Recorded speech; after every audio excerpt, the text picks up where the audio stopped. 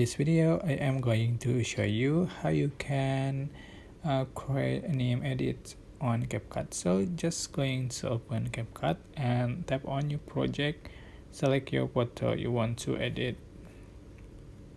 Just click add and just click the clip or your photos and select style on the bottom, so you can swipe to the right, and you can find GP names, JP names, Dreamy names, Cat, and measurements. So just select this one.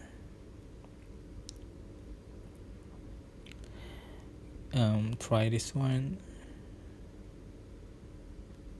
Try another name.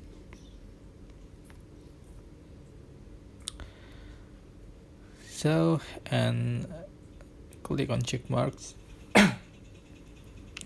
So just click export in the top right corner. Okay, I hope this tutorial was helpful for you. Don't forget to click like, comment, share, and also subscribe to this channel. If you have any question, please leave it in the comment section down below. Thank you so much for watching. Bye bye.